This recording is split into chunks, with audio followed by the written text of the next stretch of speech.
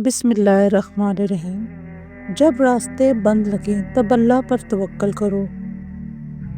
زندگی کے سفر میں اکثر ایسے موڑ آتے ہیں جب ہر راستہ بند نظر آتا ہے، چاروں طرف اندھیرا، ناامیدی اور پریشانیاں گھیر لیتی ہیں۔ ایسے حالات میں ایک مومن کا ایمان اور اس کا اللہ پر توکل ہی اس کا سہارا بنتا ہے۔ توکل کا مطلب یہ ہے کہ انسان اپنی پوری کوشش کرنے کے باوجود نتیجے کو اللہ کے حوالے کر دے اور یقین رکھے کہ اللہ اس کے حق میں سب سے بہترین فیصلہ کرے گا۔ توکل کا لفظی مطلب ہے بھروسہ رکھنا یا پھر بھروسہ کرنا۔ اسلامی نقطہ نظر سے اس کا مطلب یہ ہے کہ انسان اپنی طرف سے تمام ضروری کوشش کرے لیکن نتیجے کو اللہ پر چھوڑ دے۔ اس کا یہ مطلب نہیں کہ انسان کوشش ہی نہ کرے بلکہ کوشش کرنے کے بعد بھی پورا بھروسہ اللہ پر رکھے۔ جیسا کہ ایک حدیث میں آتا ہے، ایک شخص نے رسول اللہ صلی اللہ علیہ وسلم سے پوچھا کہ یا رسول اللہ، کیا میں اپنے اونٹ کو باندھ کر توکل کروں یا اسے کھلا چھوڑ دوں؟ آپ صلی اللہ علیہ وسلم نے فرمایا، اسے باندھو اور پھر توکل کرو۔ اس حدیث سے پتہ چلتا ہے کہ ہمیں اپنی طرف سے پوری کوشش کرنی چاہیے اور پھر اللہ پر بھروسہ رکھنا چاہیے۔ قرآن اور حدیث میں توکل کی اہمیت قرآن میں اللہ تعالیٰ فرماتا ہے، اور جو اللہ سے ڈرتا ہے اللہ اس کے لیے نکلنے کا راستہ بنا دیتا ہے اور اسے وہاں سے رزق دیتا ہے جہاں سے اسے گمان بھی نہیں ہوتا۔ جو اللہ پر توکل کرتا ہے تو اللہ اس کے لیے کافی ہے۔ اس آیت سے یہ واضح ہوتا ہے کہ جو لوگ اللہ پر بھروسہ رکھتے ہیں اللہ ان کے لیے مشکلات سے نکلنے کا راستہ بنا دیتا ہے اور ایسے ذرائع سے رزق عطا کرتا ہے جن کا وہ تصور بھی نہیں کر سکتے۔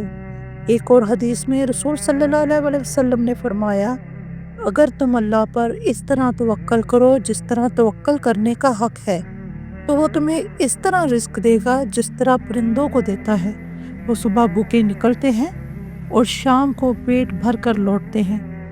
اس حدیث سے ہمیں یہ سیکھنے کو ملتا ہے کہ جس طرح پرندے اپنی کوشش کرتے ہیں لیکن ان کا بھروسہ اللہ پر ہی ہوتا ہے، اسی طرح ہمیں بھی کوشش کے ساتھ اللہ پر پورا بھروسہ رکھنا چاہیے۔ انبیاء علیہ السلام کی زندگیاں توکل کی بہترین مثالوں سے بھری ہوئی ہیں۔ حضرت ابراہیم علیہ السلام، جب انہیں نمرود نے آگ میں ڈال دیا، اس وقت انہوں نے صرف اللہ پر توکل کیا۔ اللہ نے آگ کو ان کے لیے ٹھنڈا اور سلامتی والا بنا دیا۔ حضرت موسیٰ علیہ السلام جب اپنی قوم کے ساتھ سمندر کے کنارے تھے اور فرعون کی فوج پیچھے تھی، تب انہوں نے اللہ پر بھروسہ رکھا۔ اللہ نے سمندر کو 2 حصوں میں بانٹ دیا اور انہیں نجات دے دی۔ رسول صلی اللہ علیہ وسلم کا توکل۔ غزوہ بدر کے وقت جب مسلمانوں کی تعداد کم تھی اور دشمن زیادہ تھے، اس وقت رسول اللہ صلی اللہ علیہ وسلم نے اللہ پر بھروسہ کیا۔ اللہ نے فرشتوں کے ذریعے مدد بھیجی۔ ہجرت کے دوران جب آپ صلی اللہ علیہ وسلم اور حضرت ابو بکر رضی اللہ تعالیٰ عنہ غار ثور میں چھپے ہوئے تھے اور دشمن بہت قریب آ گئے تھے، تب بھی آپ صلی اللہ علیہ وسلم نے فرمایا، غم نہ کرو، بے شک اللہ ہمارے ساتھ ہے۔ توکل اور صبر کا آپس میں گہرا تعلق ہے۔ جب انسان مشکل حالات میں اللہ پر بھروسہ رکھتا ہے تو یہ توکل کہلاتا ہے، اور جب وہ حالات میں صبر کرتا ہے تو یہ اس کے لیے ایمان کو مضبوط کرتا ہے۔ قرآن میں اللہ تعالیٰ فرماتا ہے، اور صبر اور نماز سے دعا مانگو، بے شک اللہ صبر کرنے والوں کے ساتھ ہے۔ یہاں صبر اور توکل دونوں کا ذکر کیا گیا ہے، جو ہمیں سکھاتا ہے کہ ہمیں مشکل وقت میں اللہ پر بھروسہ اور صبر رکھنا چاہیے۔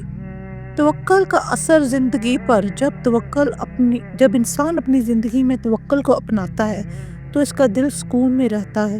وہ مشکلات سے گھبراتا نہیں بلکہ اللہ پر بھروسہ رکھتا ہے، وہ اس کے لیے سب سے بہترین فیصلہ کرے گا۔ ایسا انسان کبھی مایوس نہیں ہوتا بلکہ ہمیشہ امید اور یقین کے ساتھ جیتا ہے۔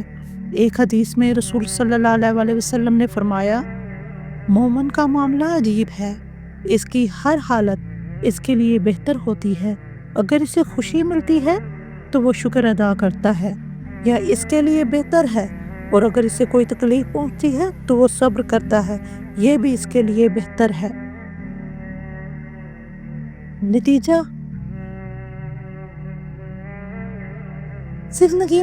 جب زندگی میں ہر راستہ بند لگے تو گھبرانے کی بجائے اللہ پر توکل کریں، اپنی کوششیں جاری رکھیں، لیکن یقین رکھیں کہ جو بھی ہوگا اللہ کی طرف سے سب سے بہتر ہوگا۔ اللہ پر بھروسہ کرنے والا انسان کبھی مایوس نہیں ہوتا، کیونکہ اللہ اسے وہاں سے راستہ دیتا ہے جہاں سے وہ سوچ بھی نہیں سکتا۔ بے شک اللہ تعالیٰ آپ کو ہر آفت سے محفوظ رکھے، آمین۔